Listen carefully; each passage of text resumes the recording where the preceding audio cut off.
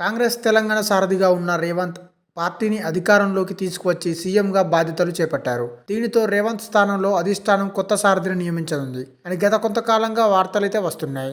అయితే దీనిపై తాజాగా క్లారిటీ వచ్చింది. ప్రస్తుత సారథితోనే లోక్సభ ఎన్నికలకు వెళ్లాలని హైకమాండ్ నిర్ణయించింది. లోక్సభ ఎన్నికల తర్వాతే పీసీసీలో మార్పులు ఉంటాయని స్పష్టం చేసింది. అసెంబ్లీ ఎన్నికల్లో గెలిచిన జోష్లో ఉన్న పార్టీలో ఆ ఊపు ఏమాత్రం తగ్గకుండా ఉండాలనే తాజా జాగ్రత్తలు తీసుకుంటున్నట్టుగా తెలుస్తుంది. పీసీసీలో ప్రస్తుతానికి ఎలాంటి మార్పులు ఉండబోవని స్పష్టం కావడంతో PCC chief CM Revanth Reddy parliament ఎన్నికలకు కసరత్తులు మొదలుపెట్టారు. అసెంబ్లీ మాదిరిగానే పార్లమెంటుకు ఓ ప్రత్యేక వ్యూహంతో ముందుకు వెళ్లాలని ఆయన భావిస్తున్నారు. 17 సెగ్మెంట్లలో కనీసం 14 గెలవాల్సిందేనని రేవంత్ చెబుతున్నారు. ఇటీవల ప్రభుత్వ సలహాదారులుగా నియమితులైన నరేందర్ రెడ్డి ఆధ్వర్యంలో పార్లమెంట్ ఎన్నికల టాస్క్ను సైతం మొదలుపెట్టారు. రేవంత్ కోర్ టీంలోని నేతలకు సిట్టింగ్ ఎమ్మెల్యేలు, క్రియాశీల నేతలు సహకరించనున్నారు.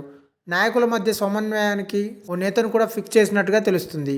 ఎన్నికల్లో పాటించాల్సిన వ్యూహాలు, ఓటర్ల మద్దతు పొందడం, ఆర్థిక సహకారాలన్నీ ఈ టీం ఆధ్వర్యంలోనే జరగనున్నట్టు సమాచారం.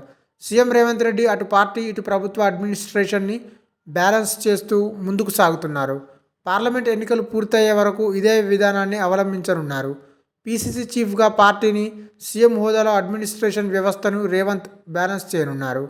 పాలనతో పాటు పార్టీ వ్యవహారాలను చక్కదిద్దుతూ పార్లమెంట్ ఎన్నికల్లో ఎక్కువ సీట్లు గెలిచేలా ప్రణాళిక సిద్ధం చేశారు. ఫిబ్రవరి 2న ఇంద్రవెల్లి సభతో మొదలు కానున్న జిల్లాల టూర్ అన్ని పార్లమెంట్ సెగ్మెంట్లలో జరపనున్నారు. ఇందుకోసం కేబినెట్ మంత్రులను కూడా సీఎం సమన్వయం చేయనున్నారు. ఇన్ఛార్జ్ మంత్రులను వెంటనే రేవంత్ సుడిగాలి పర్యటనలు చేయాలని భావిస్తున్నారు. ఇక పార్లమెంట్ ఎన్నికల తర్వాత బీసీ నేతకు పీసీసీ పదవి ఇవ్వాలని కాంగ్రెస్ హైకమాండ్ ఆలోచిస్తున్నది. ప్రధానంగా ప్రచార committee chairman Madhu Yashki Goud, working president MLC Mahesh Kumar గౌడ్లు రేస్లో ఉన్నారు. తనకు అవకాశం కల్పించాలని మాజీ ఎమ్మెల్యే జగ్గారెడ్డి ఢిల్లీ పెద్దలను కోరినట్టు సమాచారం. ఇటీవల జరిగిన అసెంబ్లీ ఎన్నికల్లో బీసీలకు ఎక్కువ సీట్లు కేటాయించలేదని, కొన్ని చోట్ల ఇచ్చినా ఆయా సెగ్మెంట్లలోని స్థానిక పరిస్థితుల నేపథ్యంలో అభ్యర్థులు గెలవలేకపోయారని బీసీ నేతలు హైకమాండ్కు వివరించారు.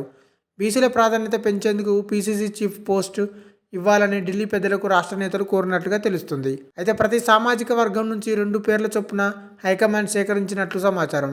దీనిపై సమాలోచనలు జరిపి ఎన్నికల తర్వాత కొత్త సారథిని నియమించనున్నట్టుగా తెలుస్తుంది. ఈ వీడియో మీకు నచ్చినట్టయితే లైక్ చేయండి, షేర్ చేయండి, కమెంట్ చేయండి, సబ్స్క్రైబ్ చేయండి.